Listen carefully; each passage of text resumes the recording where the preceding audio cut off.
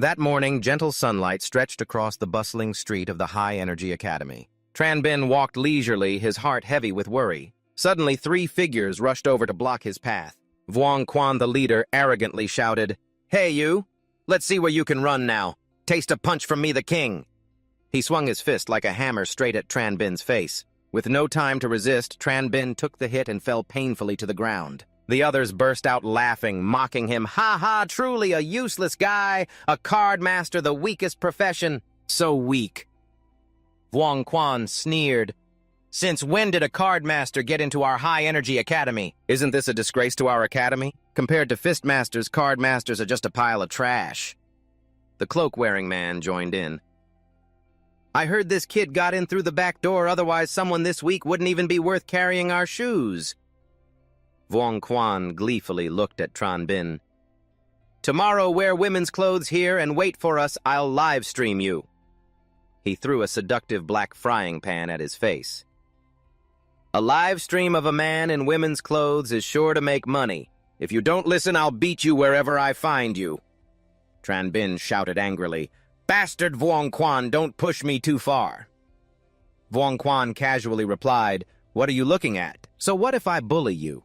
You're just a worthless card master, still want to resist." He crossed his arms and walked away.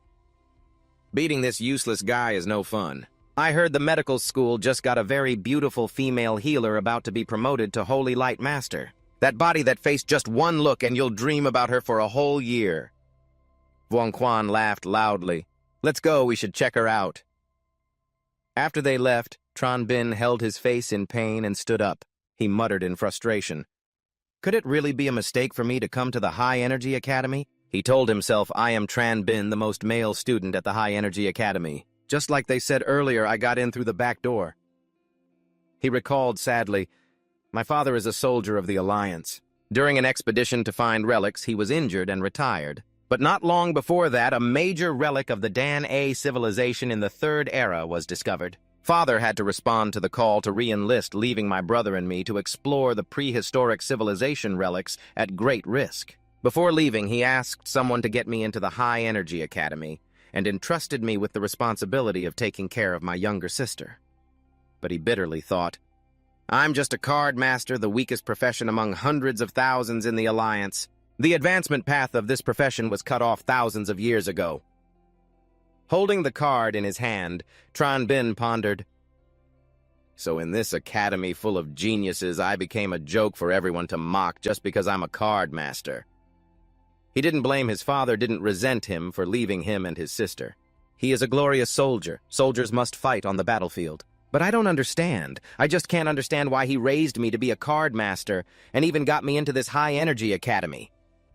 Half a year had passed, but the only thing he learned was how to endure bullying from genius students. Tran Bin walked heavily down the busy street. From afar, a figure unexpectedly appeared on the bustling street of the High Energy Academy. A gentle voice cut through Tran Bin's thoughts. Tran Bin. It was Vice Principal Ha Thiep, her smile warm like the morning sun. She asked, "What's wrong? Bullied again? This is the third time this week, right?" Tran Bin awkwardly replied, "If you can always guess it right, can you please not ask every time? It's really embarrassing." Ha Thiep laughed. It's okay. You're the one who's embarrassed, I'm not." Her carefree words made Tran Bin's handsome face freeze as if glued. He muttered, "Seriously, Ha?" Then he shook his head and moved on slowly, sitting by the roadside, pulling a card and a tray with steaming hot dumplings and a cup of coffee from his pocket. He pushed it toward her. "Ms. Ha, since breakfast is still hot, please eat." Ha Thiep took it gently, comforting Tran Bin. "Actually, you don't need to be discouraged. Being a card master is good too. Look, the breakfast you brought me is wrapped in a card and stays hot no matter when you take it out. After graduation, selling breakfast like this can definitely make you rich. Moreover, although the combat power of a card master isn't strong, practically zero, it's actually convenient for finding a girlfriend. Just think about it, bringing a warm bottle of milk every day to the girl you like. She'd definitely be very touched." "Let me see, Ha."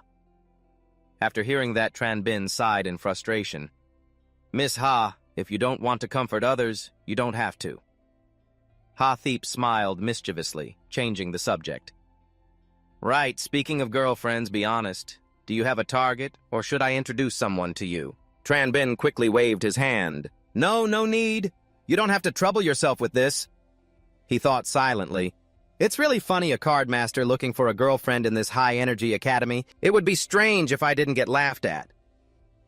Hathip's identity was not simply that of a vice principal. No one understood why she didn't manage the school's daily affairs, but instead hid here selling study materials to students. To Tranbin, she was always especially kind, often giving him free materials about card masters. But he mocked himself. No matter how well I learn about card masters, I'm just doing logistics like bringing hot breakfast to Miss Ha, but my combat power is basically zero. That's why card masters were not taken seriously. Hathip seemed to read his thoughts and continued, Because you bring breakfast to me every day, I have to care about your matters. Hey, kid, listen over at the medical school. A beautiful female medic just arrived, about to become a holy light master. Hathip's eyes sparkled as she teased, A holy light master under 20 years old, wow, truly a prodigy. But that's not the main point. The most important thing is she has a very pretty face, long legs, big chest, and large hips. She's definitely your type. After hearing this, Tranbin's face flushed with embarrassment, quickly making an excuse. Miss Ha, if there's nothing else, I'll take my leave now. Hathip smiled. Wait a moment, don't go. I finished talking with the girl, and you definitely have to go check out the other school. Here, take this movie ticket. After we finish talking, you can go watch a movie and advance your relationship. She slipped the ticket into his hand. Tranbin was flustered and awkward. Miss Ha, really, it's not necessary. This was unexpected. His head was spinning like caught in a vortex, and he wondered again, what is this all about? Before he could collect himself, Tranbin fell flat on the ground. Hathip shouted in panic, Tranbin! Tranbin, what's wrong with you? His vision blurred and darkened. He fell into a strange space, a feeling familiar yet mysterious. Tranbin muttered, this familiar scene again. He let himself drift freely in the endless void surrounded by dim light. After a while, he walked around, looking everywhere, sighing.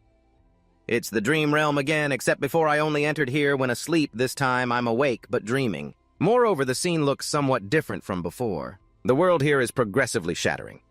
So, where exactly is this place? Why have I dreamed the same dream since I was a child? Just as Tranbin was confused, a low voice echoed from behind. This is the Prime Realm. He startled and quickly turned around. Who's there? Is someone here? A mysterious man appeared, muscular, fully covered in pitch-black armor with no gaps. Tranbin shouted in surprise. A living person, too, he muttered shakily. It's been over 10 years since the cycle began entering this dream realm. In the hazy space of the Prime Realm, Tranbin stood frozen, heart pounding as the mysterious man appeared. He muttered, I've never seen anyone before. The man's tone was cold, ignoring his confusion, and asked, What is a card master? Tranbin thought in astonishment, what does this person want? Why can he appear in my dream and even ask me questions? Seeing the other lose patience, he shouted, Answer my question quickly. Tranbin hurriedly replied, A card master is an ancient profession on the 6 heavenly stars and essentially a support role with the lowest combat power. Even among support professions, it is one of the weakest. That's why fewer people choose to cultivate as card masters. Long ago, the promotion path for this profession was cut off. First, cutting off the career advancement path for this profession is a fatal blow. For example, if a healer is cut off from upgrading to a Saint Light healer, a prayer healer would just be a healer who knows how to treat common illnesses and would also suffer a fatal blow. No one would cultivate this profession anymore, so now the card healer profession has been completely classified as useless. An ordinary person would never choose it to cultivate. But I'm the opposite. I chose the card healer profession from a young age. It's because my father harmed me. The man's face didn't change as he continued with the second question. What is the most important thing for a card healer? Upon shy. Tranbin answered quickly. What is the most important thing for a card healer? My father already told me. The most important thing for a card healer is mastering the card crafting technique and completing the profession's popularization. But compared to super powerful professions like swordsmiths or mechanists, the popularization debut is the peak and the card healer seems even more important. Although the path to popularizing the card healer has been cut off, the man asked the third question. What do you think are the chances of a Platinum Rank 2 card healer against a Platinum Rank 2 mechanist? Tranbin didn't hesitate. Mechanists are recognized as a strong profession. A weak card healer facing a mechanist will obviously die. Don't even think about a Rank 2 going up against a Rank 3. There's absolutely no chance of winning. The man said, Is that really so? Here are two real battles that actually happened. He looked carefully and waved his hand to throw a card. The first battle appeared, showing a young card healer without armor facing a mechanist wearing bulky iron armor. The young man threw countless platinum cards that flashed and flew swiftly, piercing the iron armor. The armored man couldn't react in time. An electromagnetic wave from the card shot out, causing him to stagger. A loud explosion roared, smoke and fire engulfing the scene. Tran Bin watched the image with amazement. What is happening? The mysterious man waved his hand again. Battle 2 began. The scene still showed the same two people. The young card healer moved flexibly, causing cards to spin around his hands. The armored man sweated, gritting his teeth and raising his hand to counterattack, but the young man was fearless, his eyes cold and ready to face him. In the primordial realm space, the battle unfolding before Tran Bin was intense. The young card healer smiled.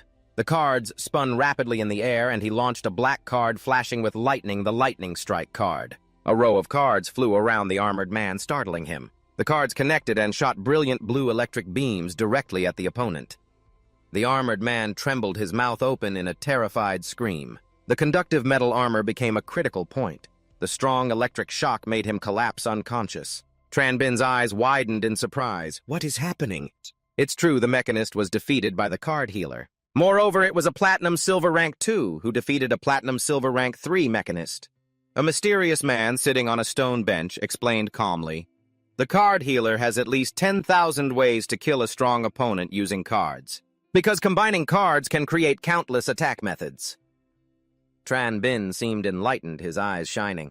The mysterious man asked again, "One more time, what is the most important thing for a card healer?" Tran Bin frowned, clenched his hands, pondered deeply, then answered clearly, "I think the most important thing for a card healer is creativity."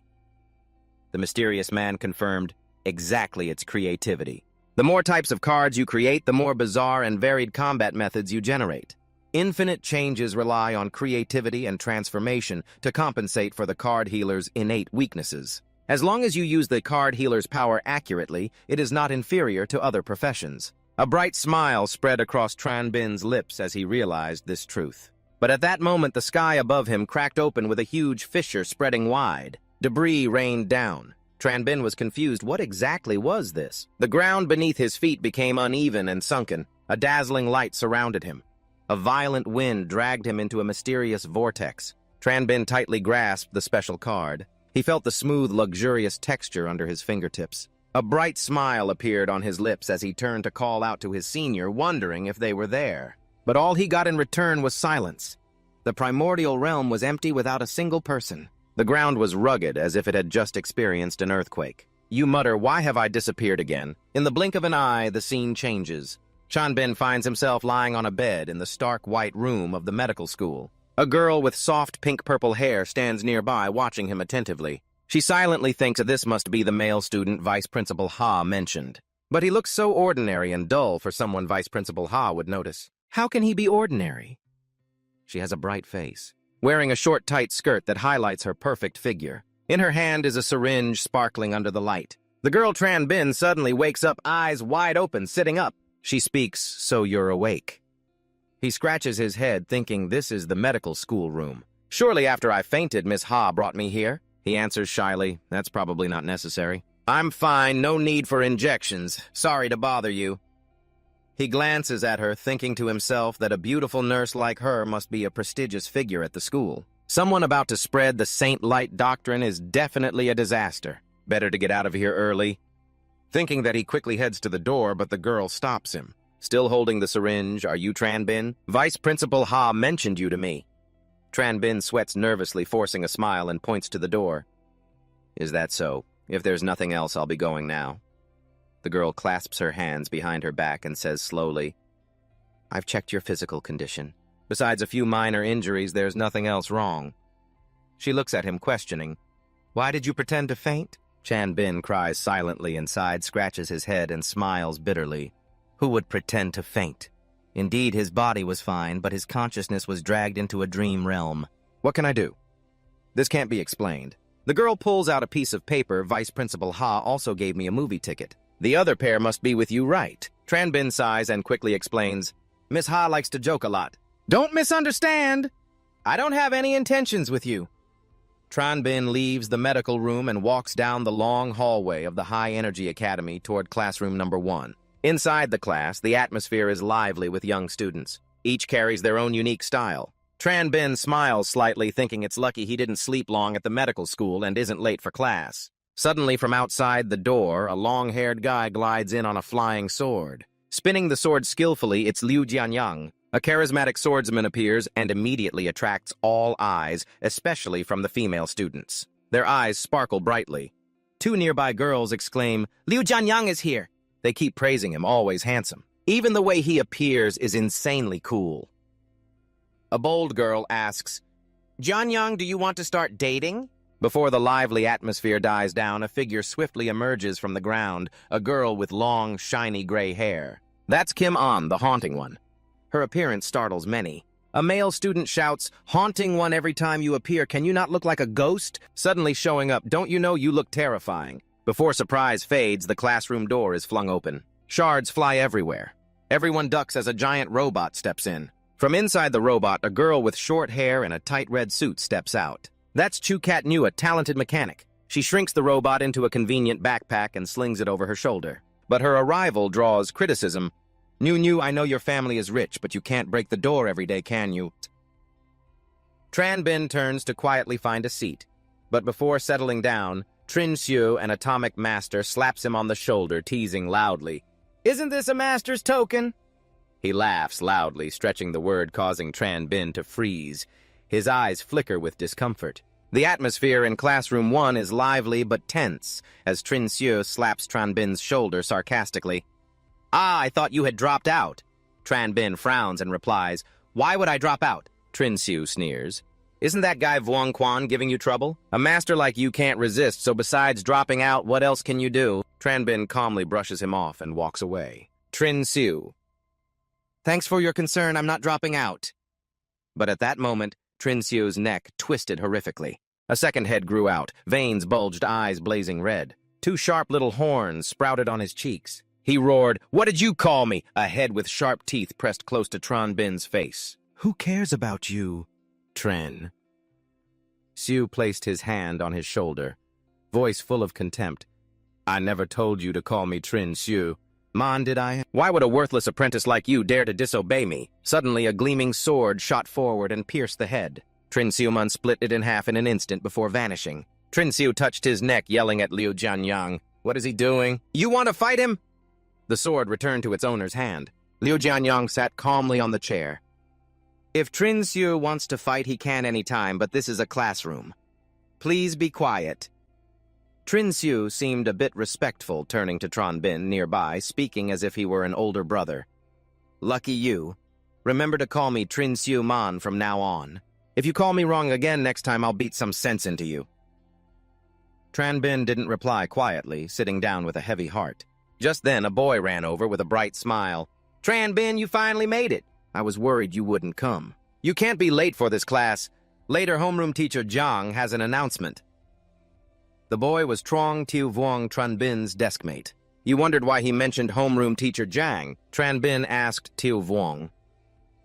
Wasn't he sent by the dean to search for the newly discovered third era? Have they found the civilization relic of the Dan A tribe yet?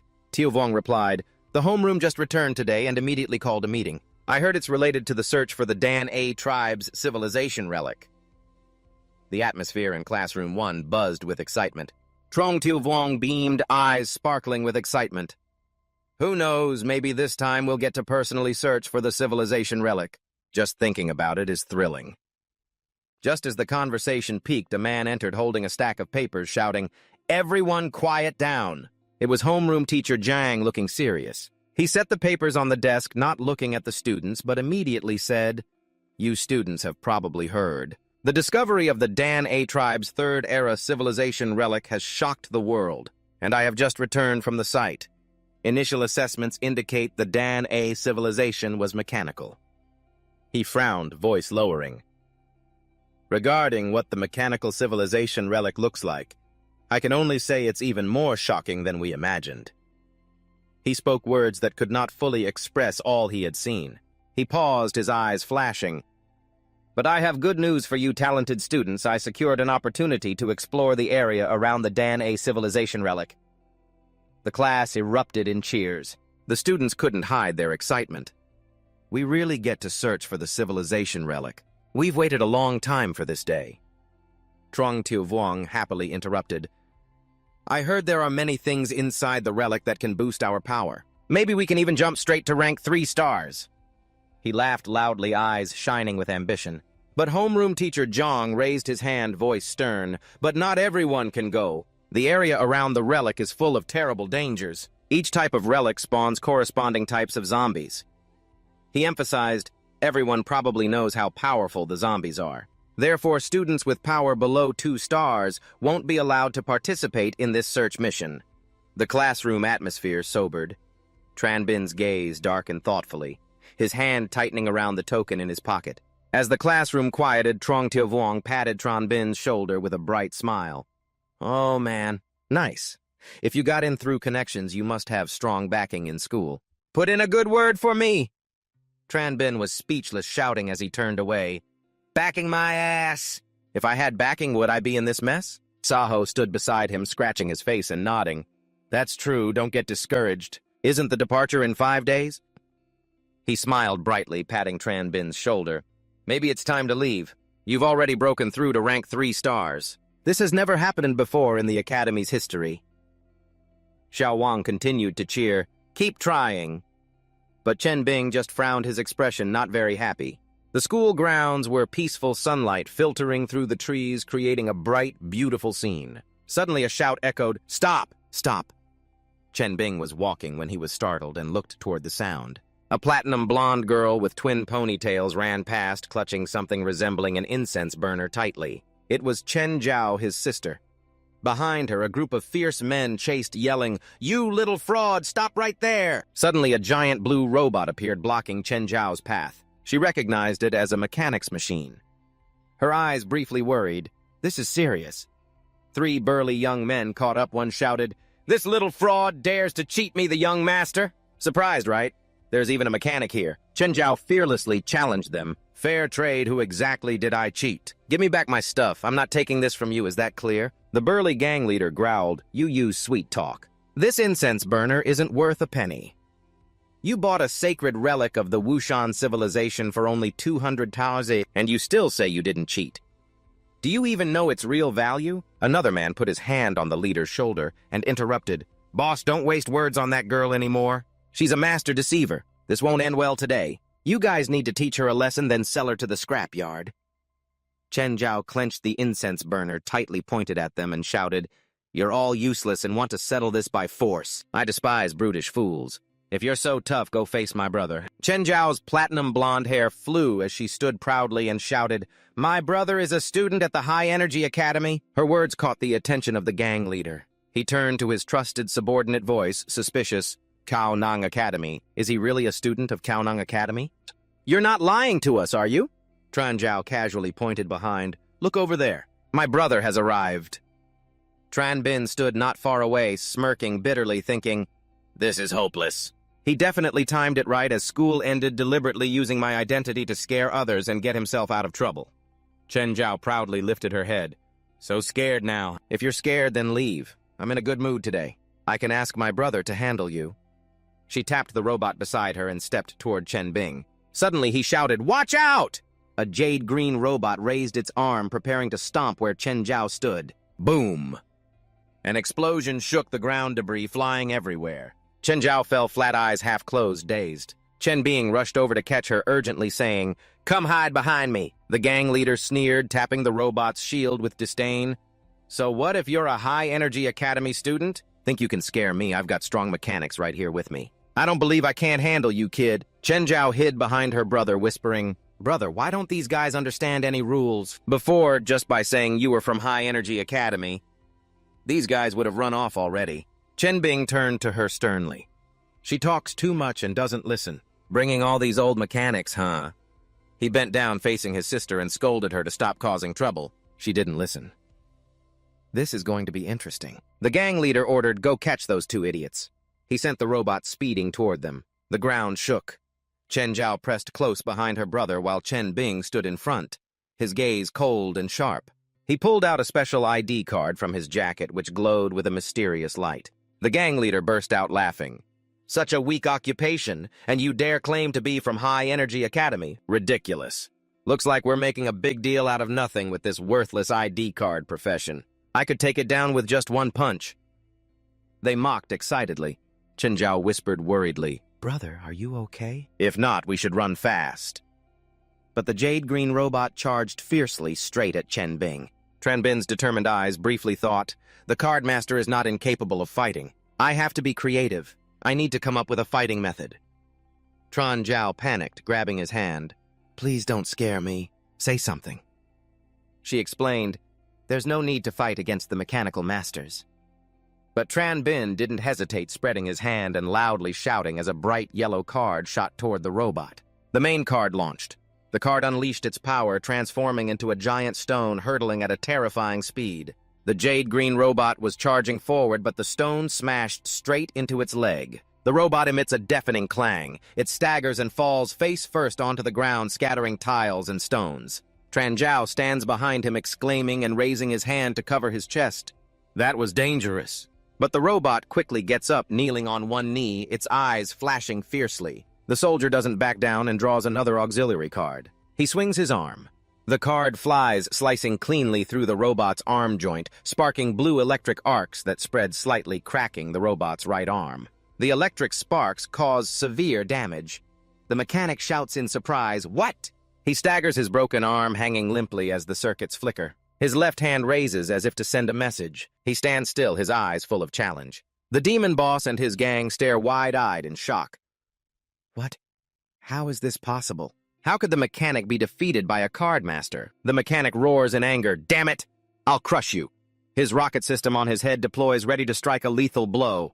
Tranbin's eyes turn cold as he thinks, "Right now I only have 2 cards left to unleash the final move." He watches as the 2 cards circle around him and rush straight toward the opponent. The mechanic grabs the first card with his right hand arrogantly. "Hey kid, tricks, huh, boom." But it's weak, barely any power at all. Meanwhile, the second card loops behind, preparing a surprise. The mechanic, in a proud stance, crumples Tranbin's card, but suddenly the other card in midair transforms into a cup of soy milk hovering right above him. He's stunned. What? Before he can react, the cup of soy milk spills onto his damaged arm. Machinery hates water. The circuits short-circuit and voltage spreads throughout his body. A sizzling sound is heard as white smoke billows thickly. He staggers, completely immobilized. A huge explosion occurs as the jade-green robot collapses with green smoke filling the air. A metal hand falls backward right before Tranbin's eyes. He strokes his chin, thinking silently. Looks like bringing breakfast to Ms. Ha every day wasn't a bad idea after all. Now this cup of soy milk has come through again. Tran Zhao holds the incense burner of the Von Minvu Sun relic mouth agape. Amazing. So impressive. Are you really my brother? Tranbin turns back and places his hand on his sister's shoulder, urging, "Let's go." Before the stunned demon boss and his gang, sweating and stammering, speechless as if blinded by Tranbin's victorious aura. Scene change. Tranbin takes his sister back to the room and slams the door shut. Tran Zhao's eyes sparkle with curiosity. "Brother, tell me, how did you become so powerful?" "That's the mechanic profession. One of the strongest careers." Tranbin plops down on the sofa, shaking his head. "Strong my foot." He pours a glass of water calmly. "Luckily, those old mechanics are obsolete. They were phased out long ago. Their skill upgrade stopped 15 years ago. They're all covered in exposed wires." He drinks the glass dry. Tran Zhao grins excitedly. "That's good enough. We should have stayed to teach them a lesson back then." Tranbin's face turns serious. "Teach them, huh? I'm warning you, never go causing trouble again. If anything really happens to you, how am I going to explain it to Dad when he returns? From now on, behave and train quietly at home." Tran Zhao pouts. Okay. You're even stricter than Dad." She hands him the incense burner. "Here's this incense burner for you. It's a treasure from the second era of Von Minvu Sun. Maybe it'll help you upgrade your superpower level 2. Tran Bing receives the incense burner from his sister. His voice warm. The treasure of the second era of Von Minvu Sun is a rare item indeed. He looks up at Tran Zhao, his eyes full of gratitude. She worked hard to get this incense burner to help him train. Tran Zhao, hands on hips, smiles confidently. You're my brother and my support. Only if you're strong can your little sister show off and make a splash. You worked hard to raise me, so you definitely can't disappoint me. Train hard." She clasps her hands proudly. Tranbin smiles as the moonlight peeks through the treetops at night. The soldier sits on the bed, stroking his chin intently, looking at the incense burner of Van Min Vu Sun's second era, the most special civilization among the 5 eras, and the most sought after in relic searches. Just because the underground city of Van Min Vu Sun contains many handcrafted items, all imbued with special powers that can upgrade everyone's superpower level. Recalling, he murmured that he once heard a foreign trainee accidentally found a battle ring from Van Min Vu Sun, and the ring purified his bones and marrow, boosting his superpower to the golden level. But placing his hand on his cheek, he pondered that the process of absorbing Van Min Vu Sun's power also involves certain dangers. Images flashed in his mind of someone abusing relic powers, exploding and dying, or going into mental panic. The safety method is that a normal Van Min Vu Sun item must be inspected by a golden level or higher elementalist before it can be absorbed. But elementalists are rare and the inspection fee is not cheap. Tranbin looked at the incense burner, his eyes firm. The most important thing is that I don't have much time to lose. In 5 days, I must set out to search for the Van Min So Dan A relic. Tranbin reached out to touch the incense burner. The radiant light from the treasure illuminated the room. He spoke to unlock the power. The small incense burner floating above the bed trembled slightly. His superpower points, despite years of training as a card master, still only reached 1-star bronze. His expression was emotionless as he looked at the glowing object, murmuring that he was already falling behind his peers. The fundamental reason was that his physique was too weak. He thought this was probably why his father wanted him to train as a card master. After all, superpower professions like sword masters and elementalists require high innate talent and extremely fast superpower point cultivation speed. Suddenly, the incense burner shook violently. Tranbin was startled, his eyes lighting up with excitement. The Van Min Vu Sun relic really is powerful. A surge of pure, intense power poured out. He gritted his teeth, feeling the pain of reaching 2-star bronze. Strange beams of light flashed behind him. A small shield and a sword appeared. He shouted excitedly. Just like that, he had broken through to 2-star bronze. The power of the Van Min Vu Sun relic was indeed stronger than he thought. Tranbin's face brightened. He swung his arm, his body filled with energy. Today, Tranbin must surpass the bronze level and directly reach platinum in 1 night. But just 5 minutes later, the space around the incense burner suddenly surged with intense energy. A misty smoke enveloped it. Tranbin knelt down, feeling discouraged. I just reached 1 star and I can't continue absorbing the power anymore. Indeed, my physique is too weak. He reached out to touch the incense burner and ordered to stop absorbing. Suddenly, the light from the incense burner flared fiercely. The burner grew larger, nearly doubling in size. Tranbin was shocked and collapsed. Something big was happening. Power poured in like a flood, rushing into his body. Tranbin gritted his teeth and stood firm, receiving that strong energy. The power from the incense burner exploded many times more than before, causing Tranbin's body to tremble as he resisted. Suddenly, inside the incense burner, a few shining pills appeared. He marveled at the legendary pills of Van Min Vu Sun. Veins stood out on Tuantu's face. Sweat poured down as Ma Duke gritted his teeth. He closed his eyes tightly, trying to endure the fierce power. Worried, he thought if this continued, he would explode and die. A main card appeared beside him. Light flashed. Tranbin, sweating heavily, calmed himself down. Calm down. Calm down. There must be a way. He ordered the main card to activate. The card flew swiftly toward the Van Min Vu Sun incense burner. But the power burst out too fiercely. He was shocked it had no effect. This power is invincible, definitely not something I can break. Regaining composure, Tranbin shouted for the main card to absorb. The card immediately obeyed, sucking energy from the incense burner. The burner gradually was pulled into the card, its light dimming. Tranbin breathed a sigh of relief. It worked. But exhausted, he collapsed onto the floor amid the mist, panting. That was dangerous. I almost died here. He looked at the 2 floating cards in front of him, wondering if there was an extra auxiliary card. Holding the 2 cards, he noticed the Van Min Vu Sun incense burner's imprint on them. Tranbin was stunned. What exactly was going on? Tranbin held 2 shiny cards, unable to hide his excitement, laughing loudly. Could it be? Could this really be the legendary seal? He gently tapped the analysis card. Everyone knows all the card master classes are considered the weakest profession. The first reason is that they have no combat power. Tranbin calmly continued. More importantly, the card master's leveling path had long been cut off. His voice was serious. A profession cut off from leveling means they can only ever stay at the first stage with no way to level up. Tranbin pondered, recalling that according to everyone's speculation, the card master's second stage leveling path might very well be the Seal Master. He looked at the main card, muttering that this card came from the original world in the dream he often had. But he still didn't understand what it was. He discovered a seal character engraved on the card, combined with the Vu Sun artifact that was just sealed into the subcard. He also sealed it, meaning it was his main card. Besides the usual functions of a normal card like storage release and activation, it also held sealing power. Suddenly, he wondered if the Vu Sun artifact was sealed inside this subcard.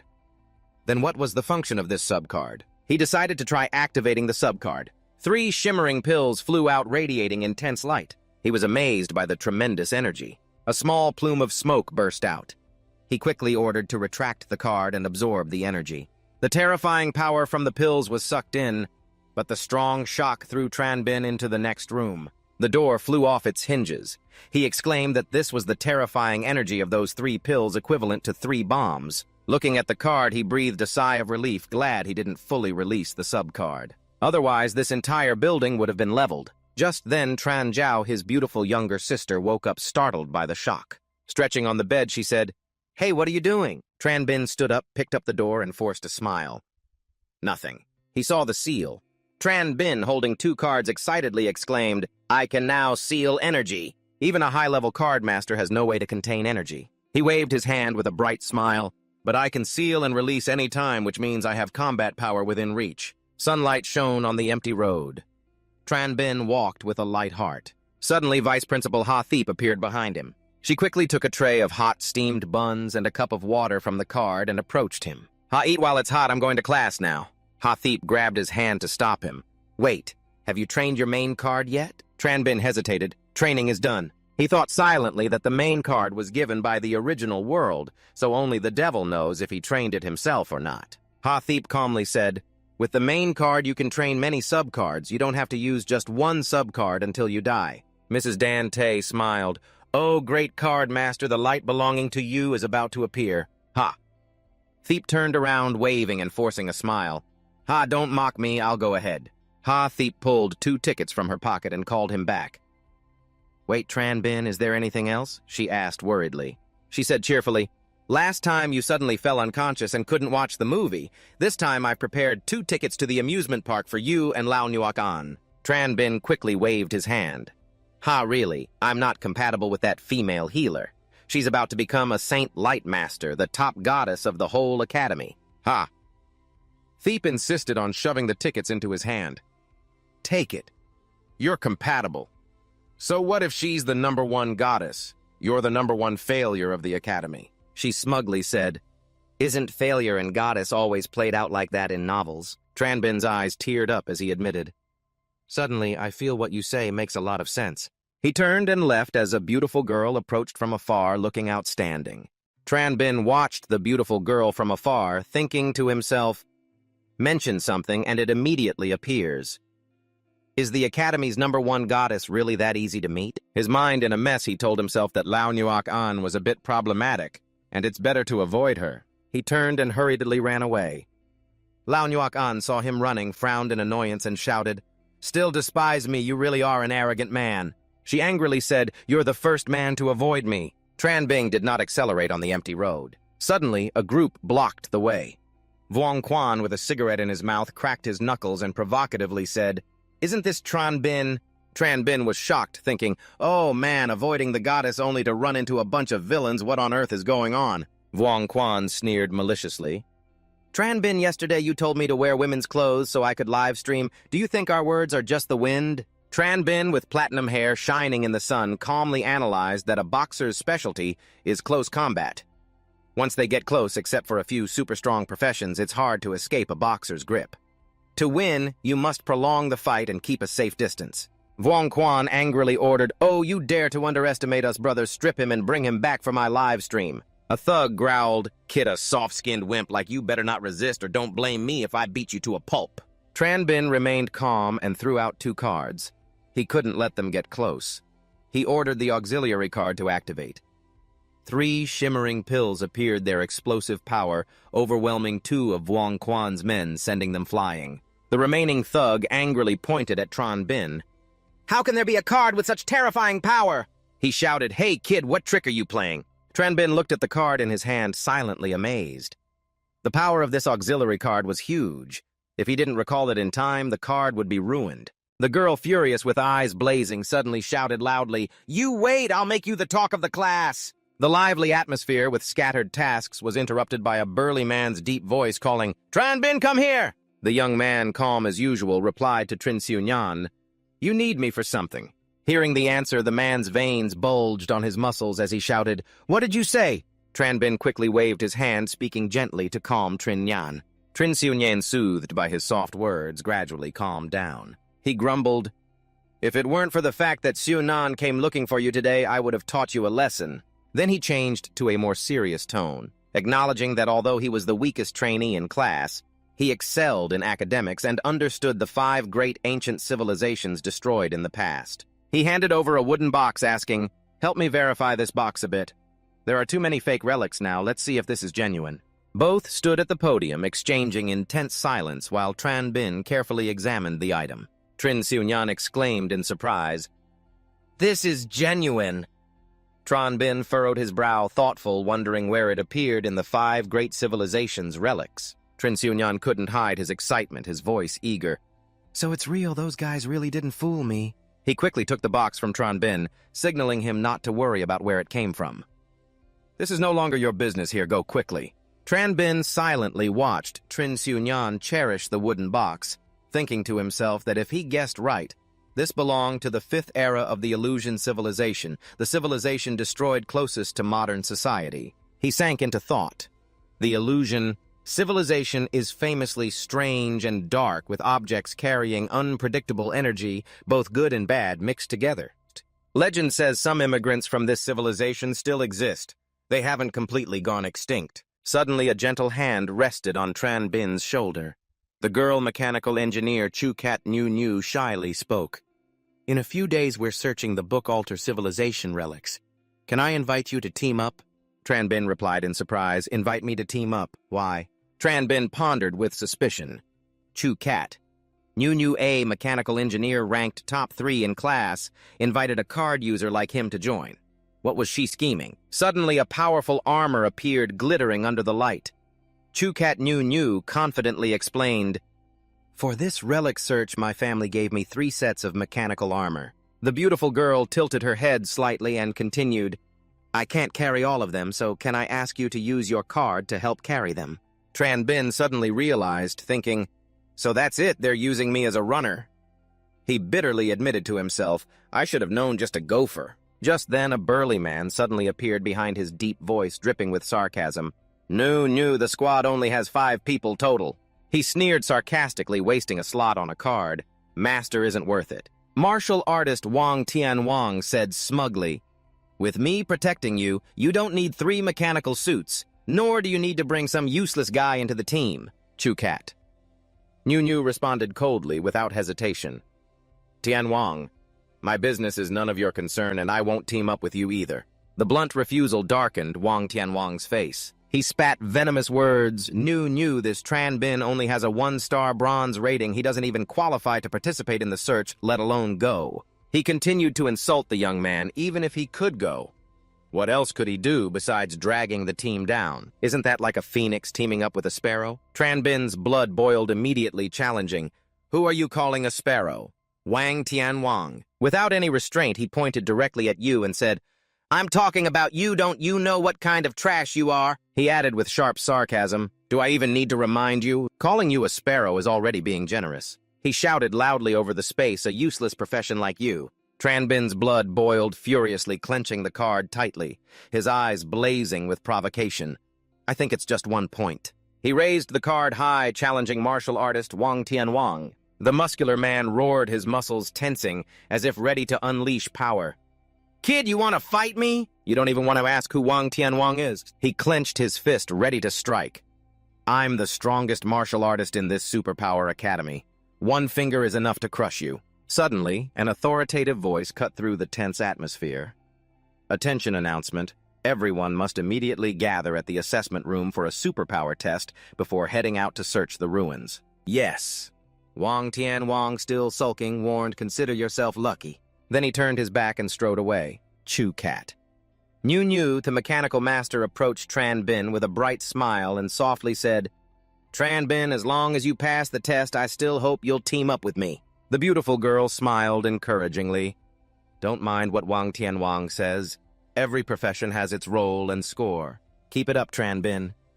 At the front, the students are lined up neatly. Head teacher Jiang stood beside Vice Principal Hathip and raised his hand to signal. He said sternly, "Students, listen carefully."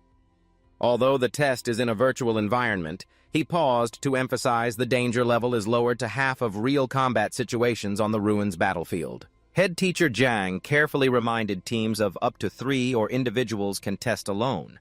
Those with low 2-star bronze superpower scores should withdraw proactively. He continued gravely because a high or low superpower score means longer or shorter endurance and stronger or weaker attack power. Too low a score will endanger yourself and your teammates. In the gathering space among the waiting students, suddenly the mocking voice of Trin Xiu Nan sounded full of disdain, smugly sneering at Tran Bin. "Looks like you and I each have our own team, but no one wants to team with you." He scoffed arrogantly. "But I Trin Xiu Nan don't want to team with anyone anyway. I can take down everyone on my own." Tran Bin didn't care, responding lightly, "You're really something." The casual remark pleased Trin Xiu Nan, his nose almost flaring. The young man turned to look behind and smiled friendly. "Cao Hao, you don't have to stand with me. If you team up with me, no one will want to team with you." Cao Hao immediately replied firmly, "Tran Bin, we're close friends, don't say that. No, I'm not afraid of not having teammates." He scratched his nose, still worried. "Mainly the upcoming test, though. Virtual. The fights are real and injuries possible. I'm worried about you," Tran Bin said with a determined look. "Deep Marquis, don't worry, I Tran Bin am not weak. If you want to go with me, then let's charge in together." Over there, Supervisor Jiang was talking with Vice Principal Hathip, her voice questioning. "You usually don't worry about school matters, so why do you want to take the team on a scouting mission this time?" The woman yawned wearily and replied, "This batch of students is very strong, far beyond previous batches. I heard there's even a Saint Light Master." She rubbed her shoulders and smiled excitedly. "I'm free and have nothing to do. Haven't gone scouting civilizations for years. Might as well give it a try." Among the crowd, 2 excited students shouted, "Here she comes! Lao Nuakan is here!" The beautiful girl with pink hair and a serious face stood on the boundary line. Everyone's eyes focused on her. The boys standing from afar whispered, "Guess who she'll team up with?" Lu Tianduang. Handsome and capable, they speculated. "Vuong Tianvuong is also great, but it's not our turn anyway." Another added, "I guess maybe True Cat Nu or Kim An. Same gender is better anyway." The young man sighed. "It's not our turn anyway." A team led by Master Vuong Tianvuong, eyes shining excitedly, pointed. "Her boss is going this way." Vuong Tianvuong cheerfully ordered, "You temporarily leave the team for Lao Nuakan." The teammate, with a pitiful look, clung to Captain Tianvuong's strong arm. "I'm sincere with you. You can't just abandon me." Without hesitation, he pushed him aside. "What are you compared to the #1 beauty? Get lost. Next time I'll bring you along." The teammate, frustrated eyes brimming, ran off, shouting back, "All right. If Lao Nuakan doesn't go, you must let me join the team." Another student scolded, "Trash mouth! Vuong Tianvuong is the top master in the academy. Why wouldn't Lao Nuakan go with them?" All eyes turned to the beautiful girl. Vuong Tianvuong proudly raised his hand, inviting Lao Nuakan. "My team just happens to be short 1 person. I'd like to invite you."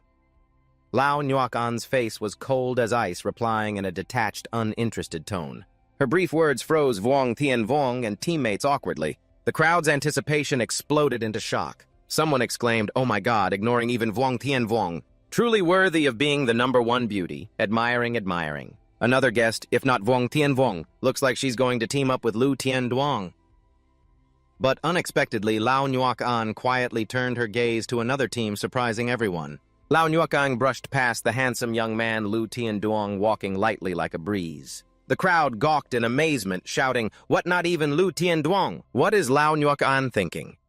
Is she really going to find Kim An and True Cat Nu? Could it be true that same gender attracts same gender? Trin Xiu-nyan, red-faced with anger, shouted loudly, "That's mean! Why don't you guys think about me? Why don't you discuss me a bit? I'm Trin Xiu-nyan." After scolding the guy, he turned to the pink-haired girl, intending to invite her. The crowd was stunned, unable to believe their eyes, buzzing, "No way! She's really going toward Trin Xiu. Am I blind, the goddess, teaming up with a two-headed freak?" Trin Xiu-nyan proudly laughed loudly. "Heh heh, now you know my power, right?" His tone suddenly softened unusually. "Miss Lao, I've waited a long time." But contrary to expectations, Lao Nuok-an coldly called out another name, Tran Bin. The beautiful girl continued firmly, "Lao Nuok-an, I invite you to team up with me." Trin Xiu-nyan couldn't bear the shock eyes bloodshot. A freaky head popped up from his neck veins, bulging all over his body, roaring, "What?" All eyes turned to Tran Bin and Truong Tio-vuong. The crowd buzzed with surprise. Truong Tio-vuong excitedly clapped and praised, "Wow, Tran Bin, you've been quiet but managed to get the #1 beauty Miss Lao to team up. So impressive." Tran Bin looked tired of the envious stares behind and replied to Deep Marquis, "Definitely shouldn't mess with such a beautiful girl. It's like throwing me into a fire pit." Lao Nuok-an crossed her arms, her sharp gaze questioning. "Still no interest. Still that arrogant Tran Bin." She thought to herself, "I'm the one who's arrogant, not her. I just don't want to get punched."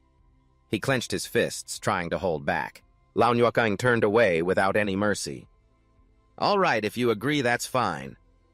Truong Tio-vuong quickly interrupted. "Agree. It's just that Tran Bin is a bit embarrassed." "How could he agree?" Trin Xiu-nyan angrily rushed forward, pointing at Tran Bin. "Tran Bin, what talent or character do you have to team up with Lao Nuok-an?" Lao Nuok-an's eyes turned cold as she stared directly at the man. Sharp flashes of her power flickered, cutting into Trin Xiu-nan's angry face. In pain, he quickly withdrew his grotesque head and stepped back. A moment of silence filled the space. Supervisor Zhang held the list and announced, "Next team Tran Bin, Truong Tio-vuong, Lao Nuok-an, prepare for the test." The three silently and quietly entered the examination room. Vice Principal Ha Thiep stood nearby, excitedly cheering, "Tran Bin, do your best. Seize the opportunity." She believed in him. The young man with platinum hair nodded in response to Ms. Ha. Tran Bin shook his head and sighed wearily. "Yeah, it feels like being sheltered by adults." Suddenly, Lao Nuok-an's cold, expressionless face turned back to look at the group of three. The beautiful girl stepped forward, her voice gentle but full of implication. "I know those weak zombies aren't interesting enough for you." A small, glowing orb appeared in the top beauty's hand. She smiled mysteriously. "Next, I'll surprise you completely." Thin wisps of smoke appeared in the sky, and a streak of light flashed past the three. A glowing shard of a super energy stone lay sparkling brightly on the ground. Another shard clung tightly to a ruined building. Tran Bin spoke in surprise. "What are you doing?" Lao Nuok-an's smile was enchanting as she replied, "You'll see soon enough. An astonishing surprise." Suddenly, a zombie's hand reached up to touch the super energy stone. A swarm of other zombies rushed in. Some flew toward the shard on the building. Tran Bin shouted in the questioning tone, "So many zombies. Is this what you call a surprise?" Lao Nuok-an calmly replied, "Tran Bin, this battle situation is what suits you. You must be satisfied now, right?" The panicked young man lost control and yelled, "Oh my God! Second sister, what exactly do you want to do?" Lao Nuok-an smiled smugly. "It's simple. This place is a simulation powered by super energy stones." The beautiful girl continued leisurely, "Those zombies were also created by the super energy stones. I just want to activate the energy of the super energy stones." She explained further, her sparkling eyes causing the zombies around here to appear and train with him. Tran Bin gritted his teeth angrily and questioned, "Calling thousands upon thousands of zombies just to train with me? Oh my God, this woman really isn't normal." Outside, Vice Principal Ha Thiep and Supervisor Jiang watched through the screen. A cup of coffee and a list sat on the table. Supervisor Jiang spoke worriedly. "Vice Principal Ha, I'm afraid some students will suffer because of her this time." Clearly, this is a real civilization relic. He paused, his tone growing serious.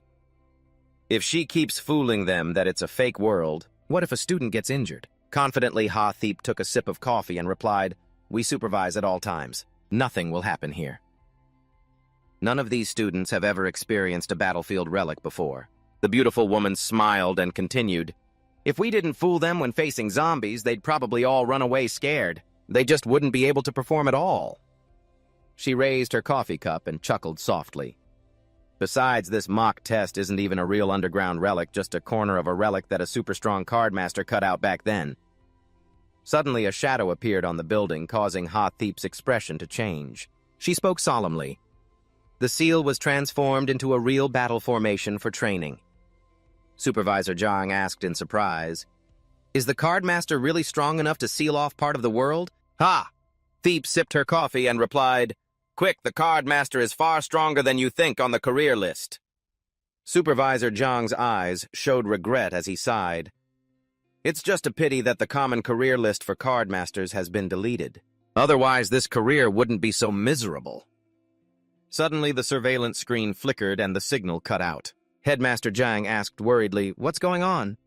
A person rushed in from outside, face panic-stricken, reporting, "Not good, Headmaster Vice Principal Ha. A student activated a super energy stone during the exam, causing the signal to be interrupted." Headmaster Jiang angrily slammed the table and questioned, "Activated a super energy stone? Doesn't that cause all the undead inside to lose control?" He shouted in frustration, "Causing chaos is exactly causing chaos. Which students are still inside now?" The informant quickly replied, "There are 3 people, Lao Nuok An Tran Bin and Trong Tiu Vuong." Headmaster Jiang anxiously stood up. "I'm going to rescue them." But Ha Theep raised his hand to stop him, calmly saying, "No need keep repairing the signal. If it was caused by them, then let them handle it themselves." Headmaster Jiang, still worried, asked again, "But it's too dangerous. Those are hundreds of real undead." The beautiful woman replied nonchalantly, "It's okay. Don't forget Lao Nuok An is a level 2 quasi-saint lightmaster. Just a few more steps." In the illusion, an undead with a fierce face charged forward. Tran Bin Agile immediately dodged to the side. Lao Nuok An cast a skill while pleading, "Tran Bin, I need your help this time." The top beauty smiled meaningfully. "I know you're much more formidable than I thought. Please show us your performance." Tran Bin dodged the attack from the out-of-control undead, panicked, shouting, "Hey, I'm the one performing!" He stepped back, thinking, "This is an illusion environment. Even if I die, it's okay. Let's just think of a way first." Still not calm, he quickly laid out a plan. "As long as we can hold out 5 minutes, the trial will end, so I have to try my best."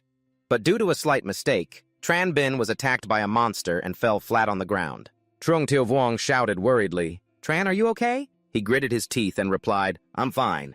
"Damn it, isn't this an illusion? Why does it still hurt so much? Even the blood looks incredibly real." Tran Bin, sweating profusely, turned to Teacher Jiang urgently, "I'm doing my best here." Headmaster Zhang looked at Vice Principal Ha Theep worriedly and said, "Vice Principal Ha, those 3 Lao Nuok An were only supposed to stay 5 minutes. It's been a long time now and we don't know what's happening inside. And there are hundreds of real undead in there." The surveillance screen suddenly lit up, showing the situation inside. The technician, wearing protective glasses, sighed in relief. "Finally fixed it." Suddenly, Teacher Jiang exclaimed in surprise, "What happened? What's going on? Who did this?" All the undead have been killed. And contrary to the teacher's concerns, the undead inside had been completely eliminated. But at that moment, the screen flickered and the signal was lost again. Teacher Jiang angrily slammed the table. "What's going on? Why is the signal lost again?" The technician stammered, "This time I can't do anything. The super energy stone of the exam field is insufficient. Probably the energy of the stones inside has been completely used up. It can no longer provide transportation energy for the exam field." Teacher Jiang slammed the table hard.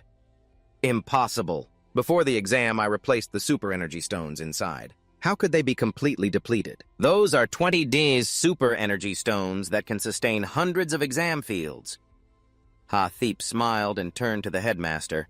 "Don't be angry. This exam is very interesting. It must be related to those 3. As long as the seal card for the small world inside doesn't have problems, losing some super energy stones is nothing." Inside the exam field, Tran Bin just finished absorbing energy from the super energy stone and muttered, "The super energy stone has been fully absorbed. Why are these undead still here? Could it be that these undead aren't energy constructs but real? If these undead are real, then could it be that this exam field is really a true ancient civilization relic?" He looked up in shock when he saw a giant card hovering in the sky. The sky card was also a giant card. This was not unexpected to him. Tran Bin's eyes sparkled as he looked at the copied auxiliary card and muttered, "Sure enough, I managed to copy an auxiliary card. I wonder what this lower card does." Outside, the teachers were tense, trying to fix the problem. Suddenly, the principal appeared, startling everyone. Teacher Jiang exclaimed, "Principal, sir." Quickly asked the principal, "Weren't you cultivating? Why come here?" The dignified man responded in a deep voice, "I heard something happened at the trial test. If I didn't come to the test site, would you all be able to hold it down? Now the mentor cards are basically severed. Only one king card remains to seal the world. The Super God Academy over there is eyeing it. If something happens at the test, our Superpower Academy definitely won't be able to keep the trial site." Teacher Jiang, slightly embarrassed, quickly reassured, "Don't worry. It's just that the Superpower Stones are overused. The world sealing boundary card absolutely won't have any problems. Right, Vice Principal?" Ms. Hathip nodded confidently. "Exactly, they're all junior students. They can't touch the boundary card. They don't have that skill." Suddenly, the room shook from a strong aftershock, and Teacher Jiang shouted, "What's happening now?" The technician, with glasses, nervously said, "Definitely the boundary card is fluctuating." Both Teacher Jiang and Vice Principal Ha exclaimed in surprise, "What?" The three students, Lao Nuoc An, Tran Bin, and Trong Till Vuong, stepped out of the trial test, facing the tense gazes of the teachers. Teacher Jiang angrily slammed the table and shouted, "Lao Nuoc An, be honest and explain quickly. What exactly were you doing in there? Why did you kill all those zombies?" But before the principal could speak, Teacher Jiang was stepped on and slapped loudly with a stern voice. "What? Speak properly. You're spoiling the precious kids of our Superpower Academy. Can you pay for the damage, Principal?" Lao Nuoc An calmly replied, "Not me, it was Tran Bin." The principal's face, full of surprise, pointed at him. "Tran Bin?" He smiled lightly and scratched his head. "Actually, it's nothing much. Just use the power of the Superpower Stones to kill those zombies." Hearing this, Teacher Jiang got angrier and shouted, "What? You're saying the Superpower Stones inside were damaged by you?" Teacher Jiang harshly pointed at Tran Bin. "Do you know how much those Superpower Stones cost?" Yes, the mosquito went too far just babbling. He sighed and said, "You're noisy, it's just some stones. Are they worth getting so worked up over? Get to the point." He looked at Lao Nuoc An. Lao Nuoc An continued, "How did you make the main boundary card in the trial test react like that?" The girl shook her head calmly and replied, "I don't know what the main boundary card is." "It's probably because of Tran Bin." Teacher Jiang was stunned and turned to Tran Bin. "What, you again?" He forced a smile and scratched his head. "Actually, I'm not sure. It's probably related to this auxiliary card here." The principal took the card and examined it carefully, then exclaimed in surprise, "Is this a copy of the main boundary card?" Hathip asked the principal in surprise. "What exactly is going on here? The main boundary card can be copied too." His expression grew serious. "Maybe this is fate. There are some things I have to tell everyone." He lowered his voice. "Does everyone know why our Superpower Academy's trial test space is so important, making 5 other universities fight over it? Even the Divine Magic Academy, wanting it badly, didn't hesitate to trade the Do King war machine made by the Mechanist." Thoi Sang exclaimed in shock. "What? The Do King war machine made? That's supposedly the strongest legendary weapon. Even if you find the most important part of the ancient civilization, you can't always use it." The principal nodded and continued. "The trial space, also called the boundary card space, is an independent space sealed by the last king card mentor. Unfortunately, that king vanished decades ago." Tran Bin frowned and spoke, "That's not right. As far as I know, the promotion path for cardmasters was cut off thousands of years ago. So how could a cardmaster king have existed just a few decades ago? If such a person really existed, why was the cardmaster profession eliminated?" The principal slowly explained, "The reason there was a cardmaster king despite the promotion path being severed is because that king was not human." Hathip asked anxiously, "Not human? Could it be a Jiangxi Chinese hopping vampire?" He folded his arms seriously. "Not necessarily. It could be half human, half Jiangxi. The background of this king is very mysterious. All memories seem lost. The skills in using cardmaster abilities are purely instinctual. Therefore, the profession cannot be inherited from him." Department head Jiang, still doubtful, asked the principal again, "You said the cardmaster king disappeared, but how could a king just disappear? Why did he disappear?" The principal answered in a low voice, "We don't know. There are many things we just don't understand. Yes, according to investigations over the years, the disappearance of that king may be related to the Sakdan-A civilization ruins. Therefore, before everyone goes searching, their one important mission remains. Find clues about the missing king. This matter is very important. Try your best to find him, no matter how high the cost. He decisively pointed forward. Hathip asked in shock. A high cost? A principal, why must you find that card, master? Is there a special reason? He explained seriously. Because it concerns the survival of the 6th era in which we live. Investigations show that 5 past civilizations all share a common point. When their number of superpowered kings dropped to only 5, a strange event would occur leading to the destruction of their civilization. Everyone listened, mouths agape in shock, shouting in unison, "What?" The principal calmly continued, "We don't know if the number of superpowered kings is the fundamental cause of civilization destruction, but it definitely has some influence. In recent years, no new kings have appeared in the human world, leaving only 4 defending kings. So to prevent unforeseen disaster, we need to find that Card Master King to gather a full team of 5 kings." Department head Zhang trembled as he slammed his hand on the table. "I didn't expect this. The news really unsettles people. I need to calm down a bit." The principal, with sharp eyes, pointed at Tranbin. "Young man, we're counting on you. If you can restore the king's domain card and prove your connection to that king, maybe you'll discover something in the Sakdana civilization ruins. Humanity's civilization depends on you." Tranbin, full of worry, quickly said, "You're making me anxious. What is this about? Why does humanity's rescue suddenly depend on me?" Department head Zhang, seeing the mission is too risky, suggested to the principal. "Such an important mission given to a few junior students, isn't that a bit?" The principal firmly cut in.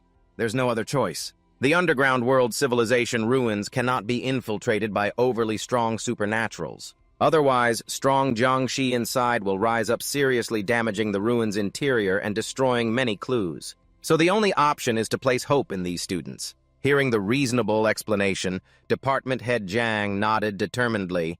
"If that's the case, Principal, rest assured I will try my best to lead these students to complete the mission." The principal pondered and continued. "Originally, no one had the right to know this. But surprisingly, Tran Bin has a connection with the Card Master King, so I revealed it. Everyone must remember this must be kept absolutely secret." After saying that, the principal hurriedly left. Outside, Lao Nyuan looked at Tran Bin with sparkling eyes, praising, "You're very good, someone I just can't understand." She gently placed her hand on his shoulder, speaking seriously. "In this academy, only you put pressure on me to compete. I want to surpass you, and of course I will surpass you," Lao Nyuan said confidently. Tran Bin shook his head in exasperation and replied, "Second sister, I don't want to compete with you. Please don't cling to me." Lao Nyuan smiled with determined eyes. "But when the survival of humanity is at stake, I will definitely do my best to help you find that Card Master King. So let the 5 people on your team save a place for me." Tran Bin and Trong Tio Vuong heard that and just silently looked up at the sky. In Tran Bin's heart, his mind was a mess. Rescuing the era of human civilization is the responsibility of Tran Bin, his eyes shining brightly as he thought silently. "This is really beyond what I can handle, but if I truly find that King, maybe the path to succeeding as a card master won't be cut off anymore, and later I can upgrade even higher." 15 minutes later, he slowly walked into the warehouse. Vuong Qua and Vuong Quan saw him smile brightly. "Brother Tran, you're here. We've been waiting for you here for a long time." Tran Bin was startled and suddenly remembered he had forgotten about crafting the power cards. To Vuong Quan he hurriedly said, "Let's go, everyone, come with me to the warehouse." In an empty warehouse, Vuong Quan curiously asked Brother Tran, "What are we doing here?" Tran Bin smiled brightly and pointed to himself. "Hit me." Vuong Quan was stunned, doubting if he heard wrong. Tran Bin stood proudly and ordered decisively, "Don't say much, just hit me." Vuong Quan's eyes lit up with interest, clenching his fists tightly. "Then I won't be polite." As soon as he finished speaking, he launched the Ham Sun Fist technique towards Tran Bin. Tran Bin calmly stood still without any resistance. Suddenly, Tran Bin executed a sealing technique and 2 cards flashed brightly in front of him. He silently thought success. But right now, my superpower points are only level 2 stars, so I can craft at most 2 cards. The superpower points in the body will consume all the sealing energy in the cards. The energy all comes from the superpower stones. Vuong Quan saw Tran Bin standing still like a statue, curiously tilted his head. What's wrong with him? Meanwhile, Tran Bin was lost in thought, ignoring everything around him. His body absorbed the solid form energy of the superpower stones too slowly.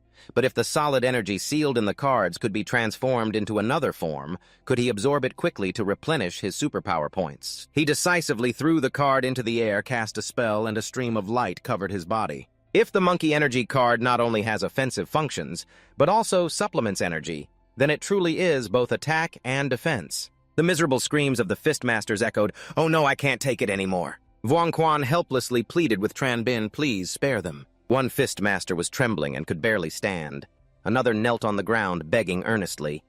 "Yes, you've tormented us for 2 days and 2 nights already." Vuong Quan rushed to attack Tran Bin, putting all his strength as he charged toward him, but the power radiating from Tran Bin was so overwhelming that the Fistmasters were helpless and had to kneel and plead with Brother Tran. "Your stamina is really good, we just can't handle it, we're too tired." The number of Tran Bin's cards piled high like a mountain from the initial 2 cards. He thought to himself, spent 50 monkey energy cards over 2 days and 2 nights to seal over 1,000 power cards. The harvest wasn't bad. He put the stack of cards into his bag, smiling as he said to the Fistmasters, "All right, that's enough for today. Thank you, everyone." Looking into the distance, Tran Bin was pensive, about to set off to search for the Bukdan, a civilization relics. With the incense burner card, the monkey energy card, and the power cards, Tran Bin was no longer a useless card master. His heart was full of confidence. After a tiring training period, Tran Bin returned home, and as soon as he opened the door, he was astonished. A group of strangers suddenly appeared happily cooking inside the house, everyone lively and cheerful. Big Brother Ma saw him greet Brother Tran Bin is back, huh? Tran Bin was shocked and shouted, "Why are you people in my house? What do you want dare to harm my sister? I won't forgive you." While speaking, he made a few basic fist moves ready to deal with them. Big Brother Ma hurriedly waved his hand to explain, "It's a misunderstanding, a misunderstanding. Miss Tran Zhao said she doesn't know how to cook. We just came to help cook. We finished already, and now we're leaving."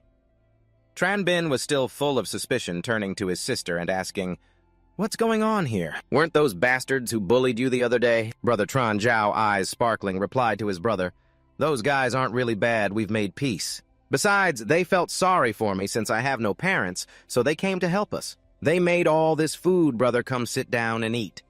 Tran Bin was still sulking, reluctantly sat down, then turned and asked, "Is it really just that simple?" His little sister made a cute face and smiled. "Brother, don't worry. Our relationship is good again. Let's eat quickly. The food is about to get cold." While chewing, Tran Bin pondered, "How many times has this been now? This girl always turns enemies into friends. I really don't understand how she does it." 15 minutes later, only an empty pot remained on the stove. Outside the dining room, Tran Bin placed his bank card on the table and instructed, "There are activities at school for the next few days, so I can't come home. When the money runs out, just withdraw more from the card to spend." Mr. Tran Zhao looked up curiously and asked, "Brother, are you guys going to search for underground relics? Did you give her your bank card because you're afraid you might not come back?" Tran Bin frowned and said seriously, "Don't think nonsense. It's just that I don't know when I'll return. I gave you the card just in case something happens." His little sister jumped up excitedly.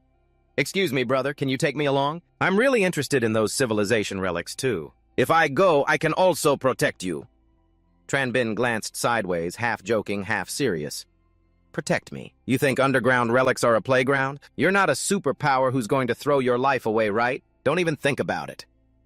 Tran Zhao sat down disappointedly with a thud sighed and asked, "Have you ever heard of the superpower profession called a civilization master?" He firmly shook his head, "No, never. I warn you. When I'm not around for a few days, behave yourself a bit. Cut down on mingling with those unreliable guys. If you cause trouble again, I won't be able to help you." The next day in the high-tech city, Tran Bin walked through the bustling crowd. Trung Tilvuong ran up breathlessly and announced, "Tran Bin, there's news 3 times over." Tran Bin was stunned hearing that the Superhuman Academy was also joining the search for the relic. The people there had bodies as tough as steel snakes, each proudly unbelievable. How could they possibly cooperate with us? Kohao, panting from exhaustion, recounted, "I heard the Superhuman Academy looks down on our superpower students as weak, ranking low in profession. So this time in the 5 teams, each team will have 2 students from the Superhuman Academy acting alongside us." Tran Bin stood silently lost in thought. The Superhuman Academy is one of humanity's 5 pillars, very different from the Superpower Academy, which is rich in cultivation tradition. Students there train their bodies to the extreme, calling themselves superhumans, with terrifying initial combat power. They rely only on their bodies without any external force or ranks. Those superhumans can defeat countless superpowers. Only top-tier professions like swordsmen can stand on equal footing with them. This time does the Superhuman Academy's sudden participation relate to the search for the legendary king of the Talisman Masters. He spoke up to ask, "Where is Lao Nyuk-ein? Didn't she say she would team up with us?" Ko Hao replied, "She went to the teacher to re-register." Previously, teams had 5 members. Now, because of the Superhuman Academy's involvement, each team only has 3. So they had to re-register from scratch.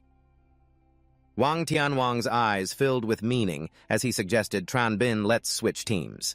Trin Xiu, standing beside him, wrapped his arm around his shoulder and said, "Tranbin, you come over to my team. I'll join your team." Both guys were eager to compete, wanting to switch teams with Tranbin. He stood helplessly between them and said, "Why don't you two discuss it among yourselves? Who should I switch to?" Wang Tianwang clenched his teeth, raised his fist near Trin Xiu's voice. "Don't cause trouble.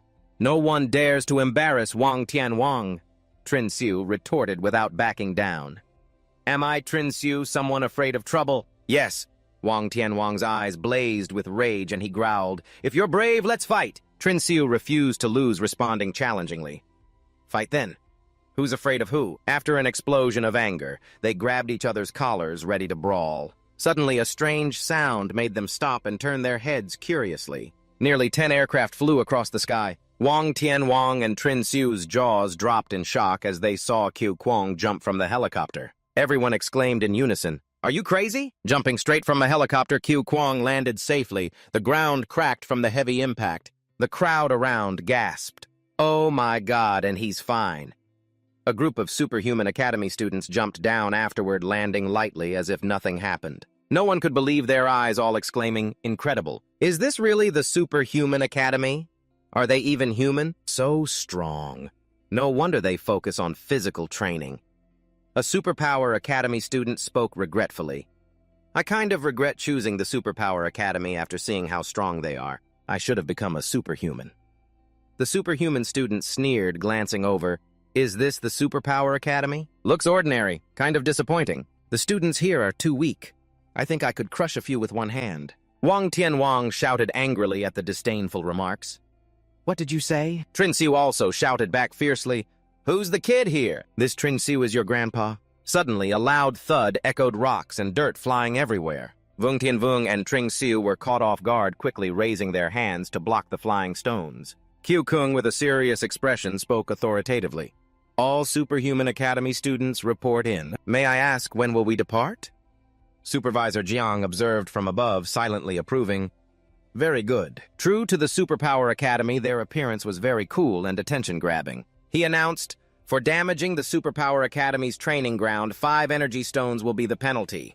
The Superhuman Academy group was stunned. What? No way behind the principal appeared a large circle on the ground, and a door emerged from it. He continued, "I will set up a teleportation door. Each team of 3 from the Superpower Academy and 2 from the Superhuman Academy will enter one teleportation door that will take members to different locations around the ruins. Everyone split up to search, increasing the efficiency of exploring the underground civilization. Although the destination of the Sakdan-A teams will converge at one point during the search, the dangers are the same, and you might even meet along the way. If you encounter danger that can't be resolved, everyone must remember to return by the original route." Tranbin's face clearly showed worry. The Superpower Academy group buzzed with discussion. Someone exclaimed, "The principal's first professional rank is Elementalist, and now he can control and create teleportation doors."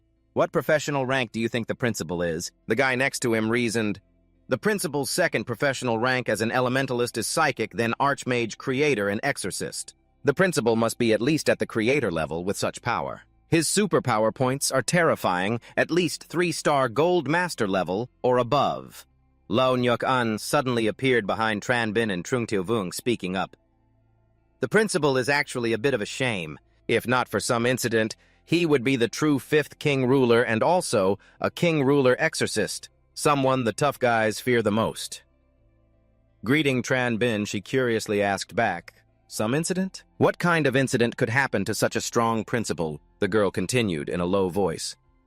Humanity has 5 major academies: Superpower, Common, Divine, Superhuman, and Super Beast. Besides these 5 academies, there's a very powerful force, the Civilization Academy. A diagram ranked the academies from strongest to weakest. The principal came from the Civilization Academy, but has stayed at the Superpower Academy for decades. Tranbin's eyes widened in surprise, turning to Lo Nyuk-un. The Civilization Academy. This is the first time I'm hearing about it. So there's an academy even stronger than those 5 major ones. Lo Nyuk-un put her hand on her chin, eyes shining with determination. The Civilization Academy exists to preserve human civilization. I can only say that it's the gathering place of all the top masters. My goal is precisely the Civilization Academy. While the 3 were talking, suddenly a call rang out. Kyu-kung strode forward and strongly pushed Tranbin's face aside. I've heard of you long ago. He extended his hand with a friendly smile. Hello, let's greet each other. I'm Kyu-kung Captain, leading the team from the Superhuman Academy this time. Hope to team up with you. But Lo Nyuk-un ignored him, not even glancing his way, passing by as if he were invisible. She approached Tranbin, her voice full of implication. Tranbin, your goal is probably the Civilization Academy as well, right? But Kyu-kung was stunned. Still shocked from being ignored, he stood frozen, then forced a smile, turning back to say, the Civilization Academy. Honestly, that's my top priority right now, too. The teleportation door had been activated, shimmering with light in front of the students, some curious folding their arms and watching intently. The principal spoke solemnly, teleportation door setup complete. Remember my words, if you encounter unpredictable danger, return by the original route. He raised his hand and shouted, depart now! The students took turns stepping through the door. Lo Nyuk-un turned to Tranbin with a decisive tone. Let's go in too.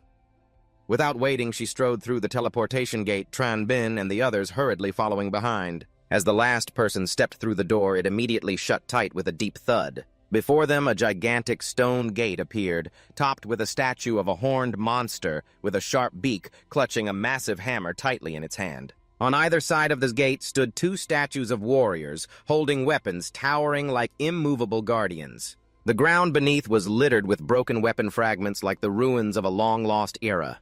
Seeing this scene, Tranbin was stunned and thought to himself that this was an underground relic, the remnants left after the collapse of a civilization, a place full of both opportunity and danger. Kyu-kung turned to Lo Nyuk-un with confidence. When searching relics, you will face many unusual and sudden dangers. He placed his hand on his chest and continued. I suggest that the 5 of us choose one person to be the temporary team leader. This will be helpful for our next actions. Lo Nyuk-un nodded with a sharp gaze. I think so too. But Kyu-kung cleared his throat softly and smiled smugly. If you agree, then I'll volunteer myself.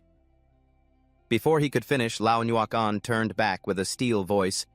I choose Tranbin as team leader. Kyu-kung itched to move, but stood rooted, his face briefly showing shock. Tranbin was bending down to pick up a piece of mechanical debris, but suddenly froze when he heard Lo Nyuk-un nominate him. One of Kyu-kung's trainees spoke doubtfully. To be team leader, you need strength, the ability to make decisions at critical moments, and the calm to not panic. Not everyone can do that. Don't be like those who get scared and pee their pants when facing zombies. Hearing his supporter laugh loudly, Lo Nyuk-un glanced at Trong Tio-vuong, then decisively cast his vote. There are 3 of us, and you guys lost 2-3. Tranbin is the team leader. Hearing this, Kyu-kung and his people were speechless, unable to argue. After a moment to regain composure, Kyu-kung closed his eyes and lowered his voice. All right, Tranbin, if you want to be team leader, then fine. He pointed a finger at the ground and declared, but you must understand, if you don't perform well, you'll be replaced immediately. Surprised to be pushed into the team leader role, Tranbin muttered, what the heck, guys, I don't even want this. Elsewhere, Tranjiao's group was moving in a car, speeding over a rugged stone road, the bright sunlight casting a golden glow everywhere. Inside the car, a large object was covered with a cloth. It turned out to be a robot machine. Tranjiao looked at the passing scenery impatiently. Boss Ma, hurry up. This is too slow. When will we finally reach the Suo Dynasty relic? Boss Ma drove while answering with a hint of helplessness. Miss Tranjiao, it's not slow at all. We're already going 200. If we go any faster, we'd fly off. Tran Zhao crossed her arms and sighed. My brother's the luckiest of all. He just opens a teleportation door and zips through instantly. Boss Ma glanced at her worriedly. No matter what you say, Tran Zhao, you hid from me and led us secretly to the Suo Dynasty relic. If the brothers or the Superpower Academy find out, it won't be good. Tran Zhao shrugged without worry. What's the big deal? This time, let's just do our best so they have nothing to say. Back with Tran Bin's group, Qiu Kuang was enthusiastically speaking. The Suo Dynasty civilization is the mecha civilization of the Third Era. For superpower mecha engineers, it's always a top profession. Extremely powerful. That's why the mecha civilization grew so strong. Qiu Kuang raised his hand and continued in a deep voice. The reason behind this is the Alliance greatly values this civilization. The group gradually advanced deeper inside, stepping out beyond the gigantic stone gate. Suddenly, they stopped. The foot soldier exclaimed in surprise, "What is this?" Before them stood a massive machine, towering and motionless, exuding a terrifying majesty. Trung Tilvuong asked in bewilderment, "What is this?" Lao Nyokang raised her hand with sharp eyes. "It must be a mechanical warship from the historical records. Extremely powerful. Only the mecha civilization of Suo Dynasty could have manufactured this type. The method of manufacture has been passed down for 7 generations. Moreover, even if we had this warship, modern mecha engineers still couldn't operate such a colossal machine."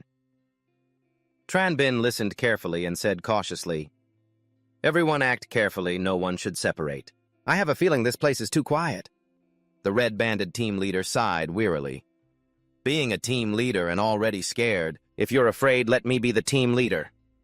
Without waiting for a reply, he strode toward the warship. Tran Bin hurriedly raised his hand to stop him, voice urgent. "Wait, don't take your life lightly." He turned back with a smirk. "Team leader, you sure talk a lot. We're here to explore. Standing still and not moving, what kind of exploring is that?" Suddenly, strange sounds echoed from other stone gates. A trainee exclaimed in amazement, "Oh my god, it's so huge!" Wang Tian tilted his head back, looking at the warship in awe. Both teams stepped out from the stone gate and entered the central area. Zhang Xiaowang recognized and raised his hand.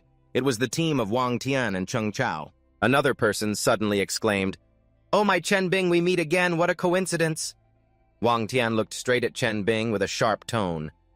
"If you don't switch teams with me this time, I'll beat you to death." 2 girls walking behind saw the warship and gasped in amazement. "Is this the legendary warship?" Suddenly, the huge warship, which had been silent, made a noise. A gun on the ship's body began to rotate downward. From it, a beam of light flashed, shining directly into the chest of a girl holding a phone taking pictures. She lowered her head confused. "What is that?" Before she could finish, the beam shot straight through her chest. The short-haired girl next to her witnessed it in panic, shouting, "Someone's been shot!" Then she turned and ran toward the stone gate, unaware that another beam was aiming straight at her back. A laser beam fired from the gun hit the target precisely. The short-haired girl fell, her face still showing terror. Before she could finish her sentence, the short-haired girl collapsed to the ground. Those around watched in shock, stunned. Zhang Xiaowang stood right before the horrifying scene and panicked, shouting, "What's going on?" The mechanical gun on the warship moved slightly, its muzzle flashing a deadly light aimed straight at Zhang Xiaowang's head. Chen Bing, standing behind, was horrified and realized the danger. He quickly jumped forward with all his strength to push Zhang Xiaowang out of the way. Carefully, both of them tumbled forward. Luckily, they avoided the laser from the warship. After falling, Zhang Xiaowang scrambled to sit up, still confused, and asked Chen Bing urgently, "What exactly is happening?" Chen Bing, with a serious face, quietly said, "Don't say anything." The other trainees panicked and shouted, "Get out now! What's attacking us?" They screamed for help as they scattered toward the exit, but the warship's gun seemed to have locked targets and continuously fired laser beams. One beam passed straight through the head of a running trainee, instantly knocking him down. Other beams grazed shoulders and pierced through the thighs of other trainees. Screams echoed throughout the area. Chen Bing observed the scene with a thoughtful look, thinking something was strange. Why did the mechanical warship suddenly activate and attack as soon as we entered? There was clearly no problem before. After some contemplation, he seemed to realize something. He turned to everyone with a firm voice, "Silence, cover your mouths." As soon as Chen Bing finished, the crowd suddenly fell silent. Everyone's eyes turned to him at once. On the warship, the giant gun barrel rotated a blazing red beam aimed straight at Chen Bing's head. With quick reflexes, he tilted his head just in time to avoid the deadly beam. He quietly looked back at the spot just hit by the gun, thinking tensely, "Luckily I dodged it." Without hesitation, Chen Bing quickly reminded everyone and activated his card. Glittering cards flew up, forming a bright line of text in the air, carrying a deadly message. Seeing the text, the group panicked and hurriedly covered their mouths tightly. Lao Ruoying, with a frightened face, whispered, while covering her mouth, "You mean this warship kills people through sound?" Chen Bing glanced toward the warship and replied in a low voice, "Speak quietly, I'm afraid that's the case. If our voices get too loud, it will trigger the warship's killing mechanism." No more sounds echoed. The guns on the warship stood still like ghosts. Suddenly, the giant stone gates slammed shut, blocking the exit. Cheng Chao was startled and turned to look at the gate, exclaiming, "What's going on?" A blonde trainee shook nervously, terrified, covering her mouth tightly, afraid to make even a sound. Cheng Chao and Wang Tian also hurriedly followed, keeping absolute silence. Chen Bing quietly bent down to pick up a small stone from the ground, briefly thinking about testing something. He threw the stone forward, but the guns on the warship didn't react at all. Seeing this, he frowned, mumbling confusedly, "No reaction at all. Could it be that the trigger condition isn't sound?" At this moment, Qiu Kuang observed the situation and quietly said cautiously, "Could it be that this sound is not coming from a human?" Qiu Kuang covered his mouth with his hand and whispered cautiously, "So that's why the mechanical warship doesn't react." Hearing that, Tran Bin quietly turned around, lowering his voice to reply, "It's possible, but we can't try again. It's too dangerous. No matter what, speak quietly. It won't trigger an attack. Save people first." Saying that, he hurried over to the trainees, writhing on the ground, holding tightly the painful wounds caused by laser beams from the warship's gun barrel. The injured groaned faces contorted in pain. Trin Xiu's face turned pale as he covered his mouth and panicked, shouting, "Why is this happening? They said there was no danger." Tran Bin, supporting an injured trainee to stand, spoke firmly but decisively, "Trin Xiu, help out." But Trin Xiu shook his head fearfully, his face ashen. Seeing this, Lao Nuok An spoke up with determination. "Let me do it." Then immediately used her healing energy power, quickly closing the wounds on the trainees' bodies. A trainee with a tied-up ponytail saw the wound on his thigh healed and happily exclaimed, "Thank you so much." But at that moment, a laser beam suddenly shot from the warship's gun barrel, aimed straight at the head of the person just healed. He fell backward and died instantly. Tran Bin, holding that person, was shocked and thought silently, why? Clearly we didn't speak loudly, so why was he killed? What exactly triggers the killing condition? Trin Xiu was so horrified that he fell backward, his butt hitting the ground, crying and screaming, "I said I wouldn't go now! Look, everyone is going to die here!" Vuong couldn't hold back his anger and shouted loudly, "Damn it, this is so frustrating!" Vuong, unable to contain his rage, rushed toward the wall directly under the warship, took a run-up, jumped up, and threw a powerful punch at the hull, shouting, "If you're tough, fight me, stop sneaking around shooting." After the fierce attack, he landed from the stone wall, breathing heavily. But strangely, the warship's gun barrels still remained motionless without any reaction. Seeing this, Qiu Kuang furrowed his brow and said, "Such a loud sound, but no attack. It seems loudness isn't the trigger condition." He turned to Tran Bin, hands in his pockets, calm tone.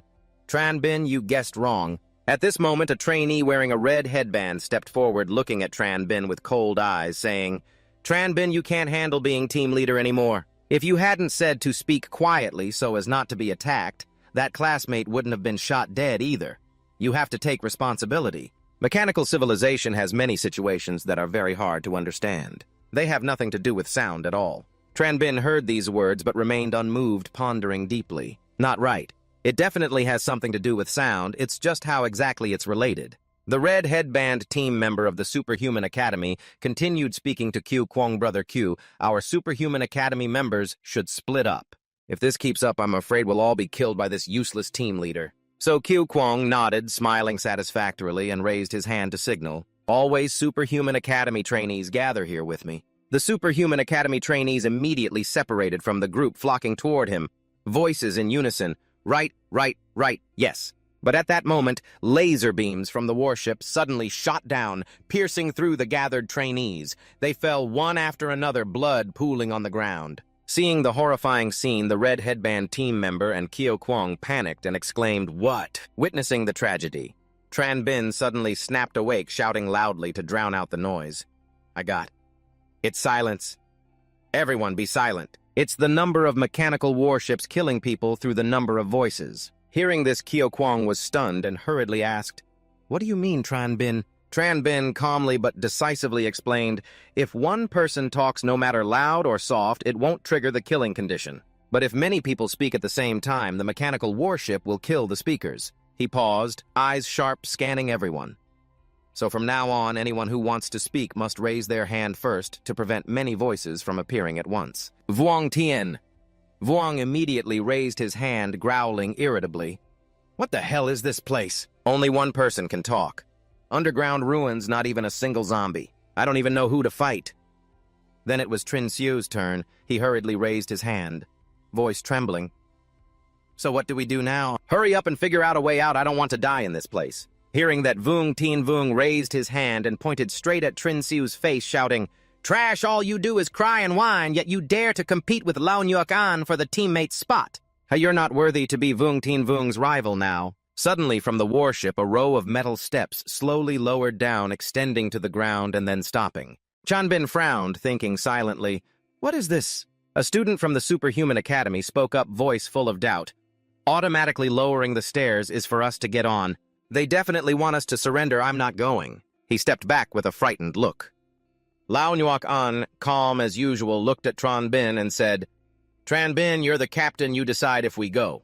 Without hesitation, he took the lead with steady steps toward the stairs leading up to the warship. A Superhuman Academy student turned to Kyo Kwang worriedly and asked, "Class President, what do we do? Half of our people from the Superhuman Academy are already dead." Kyo Kwang raised his head high, shouting loudly, "The Superhuman Academy never backs down. Let's go up." Outside the ruins area, Ha Thiep and Supervisor Jiang tensely monitored the signals, watching every move of the students inside. In the distance, wounded students slowly helped each other limp away from the danger zone. A severely injured student coughed up a mouthful of fresh blood and collapsed to the ground. Supervisor Jiang crossed his arms, speaking in a low voice to Vice Principal Ha Thiep. "It's only been half an hour, and more than half the students have already voluntarily retreated. The outskirts of the mechanical civilization ruins are full of dangers far beyond our imagination. This peripheral exploration mission of the ruins will probably not be easy to complete."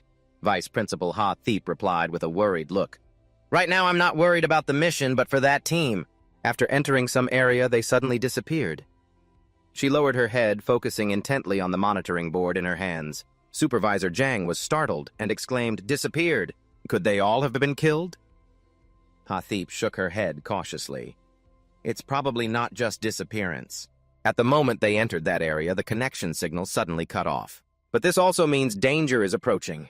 Previously, this kind of situation only appeared in the central area. Prepare well, we will enter immediately to find them." Inside the ruins, Tran Bin's team was cautiously climbing the stairs onto the warship. The Superhuman Academy students closely followed behind. Upon stepping onto this deck, Tran Bin exclaimed in surprise, "This is the upper part of the mechanical warship." He looked around, voice steady. "It's temporarily safe up here." The deck was vast, filled with old mechanical debris whose origin was unknown. Suddenly, a careless student stepped on a severed mechanical arm. The ground beneath shook violently. Vuong Tien, Vuong and Trin Xiu, arguing at the foot of the stairs, hurriedly stopped to keep their balance. Trin Xiu raised his hand in panic, yelling, "What's going on?" An earthquake. Before he finished, countless zombies burst out from the ground, growling fiercely.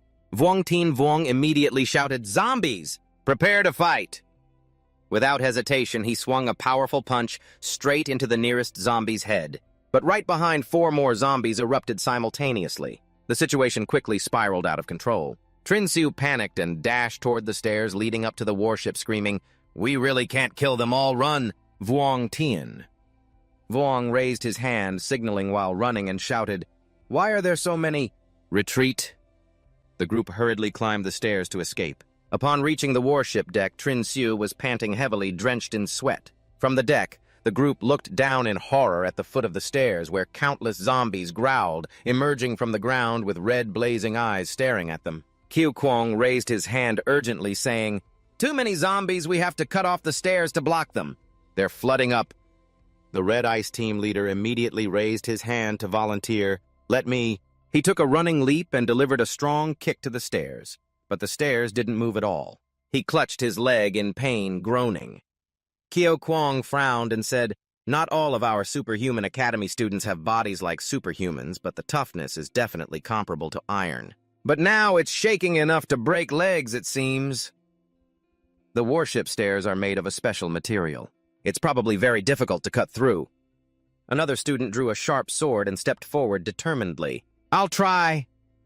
After saying that, he swung his sword down the stairs with great force, but the blade shattered into pieces. Lao Nyukang watched the scene and sighed. The swordsman's sword cracked again. This staircase probably can't be cut through. Tranbin didn't hesitate, took out a card, and said in a deep voice, "If that's the case, then prepare to fight." The zombies were charging in. He silently considered, his eyes flashing with the power of the monkey energy card, not very large. Definitely can't break the stairs. The incense burner card should work. After all, the energy contained inside is extremely powerful. He clenched the card tightly and stepped down the stairs with hesitation. But he feared that once used, everyone would be killed by this terrifying energy. It's not yet the desperate time to use it. At this moment, Trin Siu raised his hand, voice trembling. "Everyone help me hold on a bit so I can try." Vung Tien Vung heard this and jumped out sarcastically. "Tring, are you sure you can do it?" Vung Tien Vung sneered with cold eyes at Trin Siu. "You were the first to run away earlier."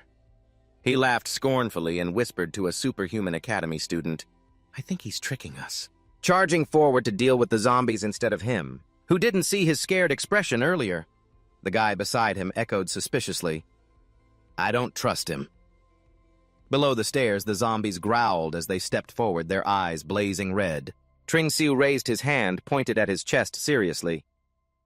"If zombies charge, everyone will die. Hurry up, I don't want to die here. Whoever lied to you all is my nephew." But the superhuman academy student still stubbornly snapped, "Easy to say. So many zombies. Whoever charges out dies. I'd rather fight to the death than surrender." Seeing the zombies rushing in, the soldier didn't hesitate to throw out a card and shouted back, "There's no more time. I'll hold off the zombies. You hurry up." After speaking, he rushed down the stairs to confront the incoming zombies, seeing Tran Bin trust him. Trin Siu was stunned, then nodded silently with determination. Vung Tien Vung also spoke with a challenging tone. "I'll trust you once. If you dare to trick me, I'll beat you till you vomit blood." He threw a powerful punch, joining Tran Bin in the first battle against the zombies. Tran Bin activated the card and shouted the Monkey King energy card. Vung Tien Vung also swung his fist, shouting, "Fire Flame Iron Staff!" The two coordinated and knocked away the two lead zombies. They were thrown backward, but immediately other zombies fiercely charged forward. In a flash, two more zombies dashed in front of them at terrifying speed. Tran Bing and Vung Tien Vung exclaimed in surprise, "What the? So fast! Haven't even had time to attack!" Suddenly, a robot jumped from behind and launched a strike straight at the two zombies. Their attacks were repelled and they tumbled down the stairs. Lao Nyukang also joined in. A brilliant purple light shot down from above, casting the light charm spell. The purple beams pierced through and neatly eliminated the two zombies below. Lao Nyukang and Trung Tiêu Vung appeared just in time, quickly killing the zombies and saving Tran Bin and Vung Tien Vung. Seeing both of them come down, Tran Bin breathed out decisively. "All right, let's go." Vung Tien Vung looked up and roared at Trin Siu, "Chi Siu, hurry up. These zombies basically can't all be killed by us. We won't hold out for long." Chi Siu raised his hand with determination. "We can't die here. We'll risk it." He gritted his teeth and activated his power. A second terrifying head grew out from his neck. Vung Tien Vung stared, wide-eyed, and sneered. "These two freakish heads are usually used to scare others. I'm really curious how he plans to destroy the stairs of the warship." Trin Siu stepped down the stairs while controlling the second head to swell and bite hard on the stairs. But no matter how much he clenched his teeth, it wouldn't break. He cursed in frustration, then shouted, "Too hard!"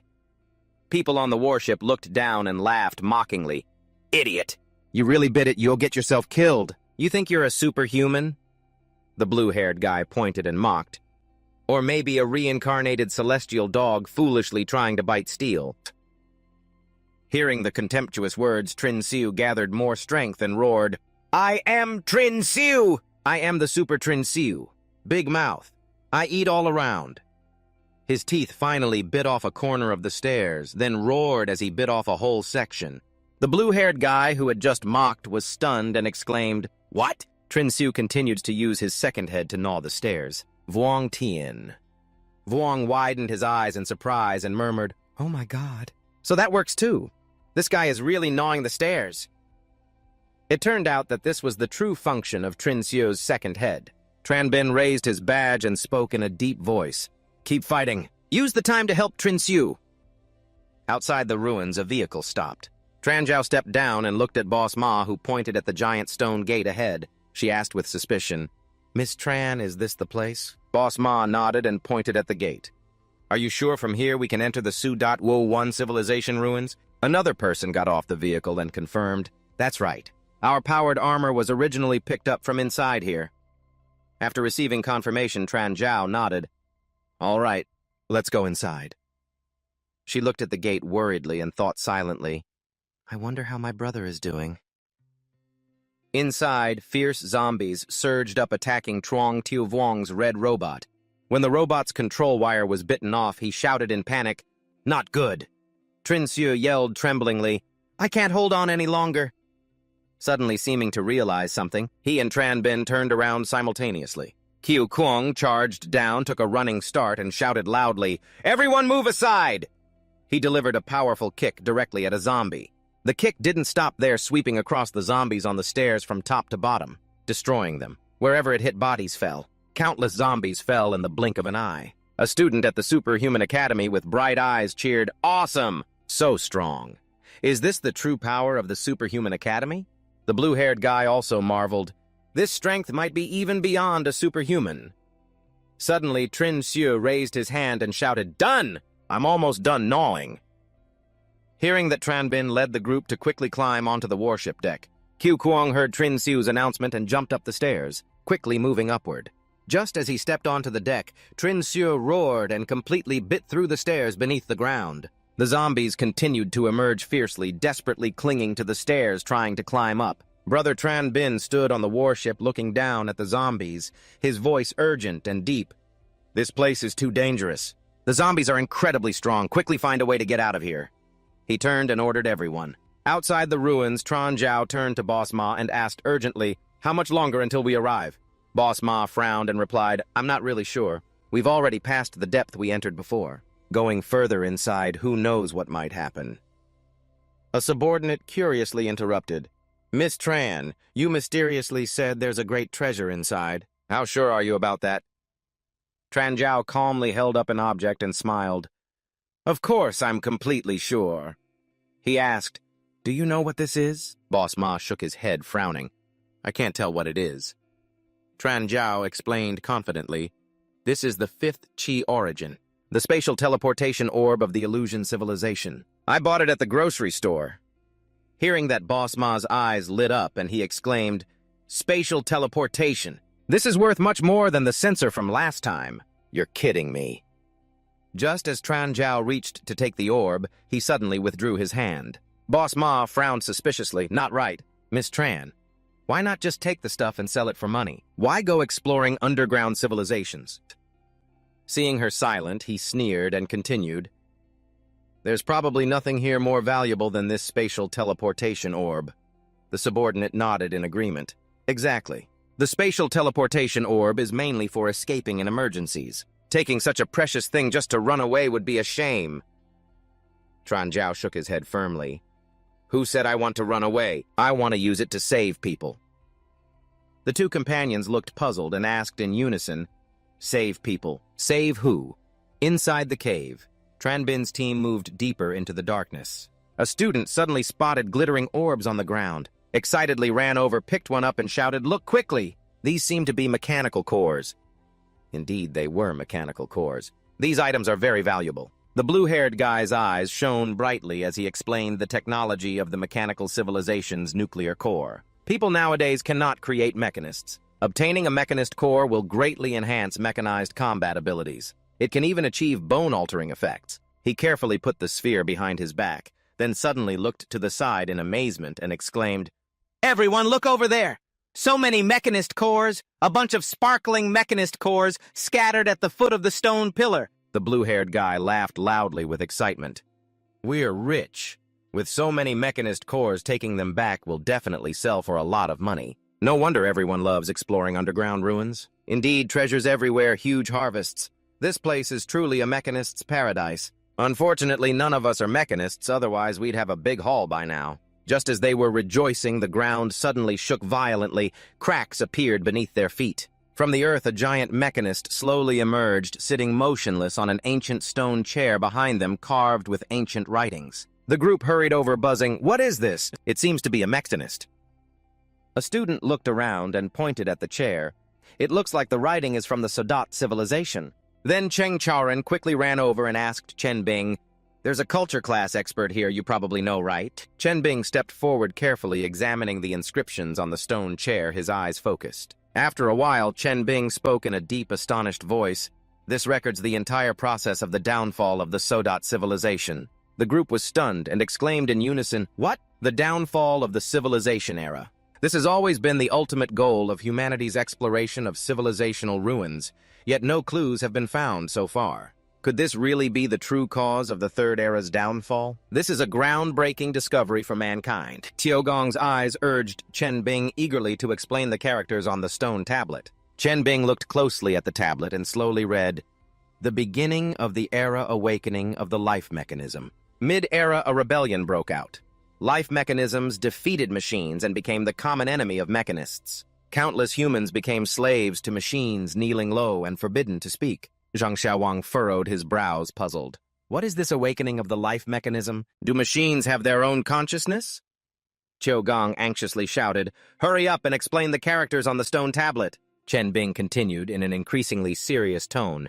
"Life mechanism in the mid-era suddenly—" He paused, his face showing horror. "How could this be? This can't be," Qiu Gong urged Chen Bing. "Speak quickly. What exactly did you read?" Just then, the giant mechanist's arm suddenly moved slowly, reaching toward its neck. Cheng Chaoren panicked and ran out shouting, "It's moving!" The mechanist's glowing red eyes flared up. It stood up, its cold, deep voice rang out. "Life mechanism creatures are very bold." Chaoren stepped back, trembling. "It's talking!" He looked at the mechanist cores in the distance. They suddenly flew up, activating and unfolding into huge blocks, falling onto a student's head. The student screamed in terror, "What is that?" Before he could say more, a terrible explosion sounded and the student's head was shattered. Wang Tianwang panicked with a trembling voice, "What's going on?"